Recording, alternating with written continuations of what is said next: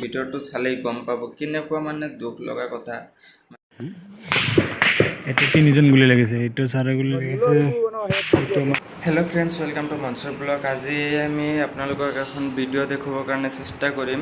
মানে যিটো ঘটনা মানে যিটো ভিডিঅ' মই দেখুৱাম আপোনালোকক দেখুৱাব বিচাৰিছোঁ, সেইটো হৈছে টোটেলি মিজোৰামৰ ঘটনা। তো মিজোৰামৰ ঘটনাটো আপোনালোকে গমেই পাইছে চাগে, সকলো নিউজতে চাব পাৰিছে বা আপোনালোকে সকলোৱে গমেই পাইছে গোটেইখিনি কি হৈছে, কি ঘটনা হৈছে।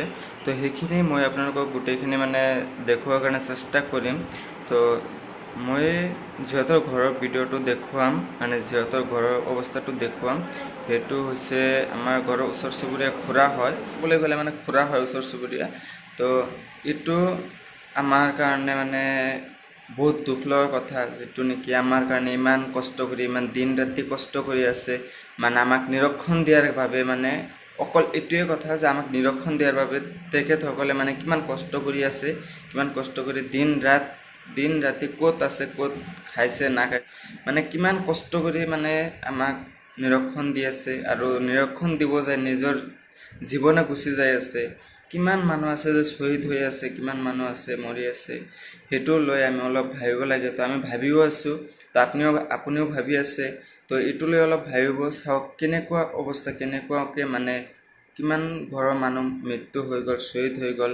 এইটোৱে আশা কৰোঁ যাতে ওপৰৱালাই মানে তেখেতসকলৰ আত্মা চিৰ শান্তি কৰে। আৰু আপুনিও কৰিব এইখন, আপোনালোকেও কৰিব প্ৰাৰ্থনাটো। মানে যিমানে ডিফেন্স আছে মানে সকলোৰে কাৰণে প্ৰাৰ্থনা কৰিব, যে কিমান ঘৰৰ ফেমিলি এখন থৈ, মা দেউতা ফেমিলি থৈ কেনে বাহিৰত থাকি কেনে ইমান কষ্ট কৰি আছে আমাৰ কাৰণে, আমাক নিৰক্ষণ দিয়াৰ বাবে। তো এইটোৱে। তো ভিডিঅ'টো দেখুৱাম, তো বলক ভিডিঅ'টো চাওক।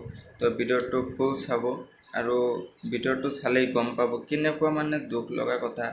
মানে চাওক, যদি মোৰ নিজৰ যদি ঘৰৰ হ'ল হয় তেনেহ'লে কেনে লাগিল হ'ল, মোৰ যদি দেউতা বা ভাই বা কিবা আত্মীয় যদি লাগিল হয়, কেনে লাগিল হয়। তো এইটোৱে মানে কথা, মানে এইটোৱে আপোনালোকক বুজাব বিচাৰিছোঁ যে সকলোৱে প্ৰাৰ্থনা কৰিব তেখেতসকলৰ কাৰণে। চ' ভিডিঅ'টো বলক আৰম্ভ কৰোঁ, ভিডিঅ'টো দেখুৱাৰ কাৰণে চেষ্টা কৰিম। তো আপোনালোকে ভিডিঅ'টো ফুল চাব, এইটোৱে আপোনালোকৰ ওচৰত মোৰ আশা। তো বলক। এটা তিনিজন গুলি লাগিছে, এইটো চাৰে গুলি লাগিছে। এইটো আমাৰ ইয়াৰ গুলি লাগিছে, ইয়াৰ গুলি লাগিছে চাৰে।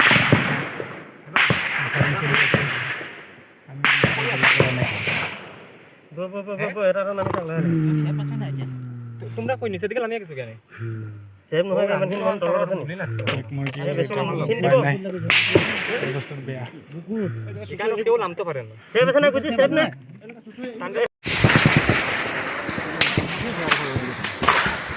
কোনো কি আমরা মানুষ আমরা ফায়ার করে আছে, আমরা পার্টি করি, আপনার পার্টি করে ভাই হলো তো ঠিক করে একটা গেছে, গুলি পাই রইছে কানের সামনে থেকে, আবার একটা গুলি পাইনি।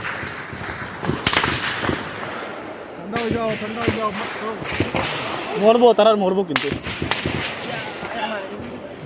হ্যাঁ গুলি লাগছে নি? চাওক ফ্ৰেণ্ডছ, মানে নাজমুল হক ছাৰৰ ঘৰৰ মানুহে কেনেকৈ কান্দা কাটি কৰি আছে। মানে ইহঁতৰ নিচিনা আৰু বেলেগ ঘৰৰ মানুহ ঠিক এনেকুৱাকৈ মানে মনৰ ভিতৰত আঘাত লৈ, দুখ লৈ মানে কান্দা কাটি কৰি আছে, কান্দি আছে। তো কি কৰিব, উপায় নাই। মানে আৰু এইটোৱে, মানে কি ক'ব আৰু,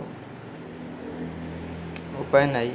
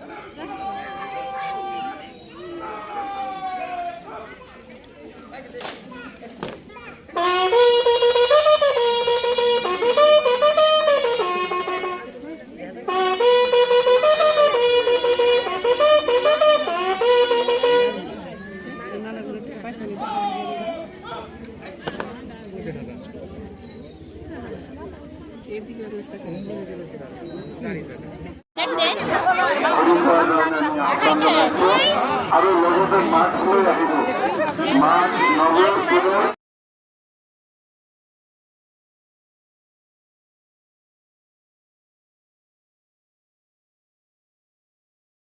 ফ্ৰেণ্ডছ ভিডিঅ'খন চালে তো ভিডিঅ' চালে ফুললি তো যদি ভিডিঅ'টো যদি ভাল লাগে লাইক কৰিব, কমেণ্ট কৰিব, শ্বেয়াৰ কৰিব, লগতে ছাবস্ক্ৰাইবটো কৰি ৰাখিব।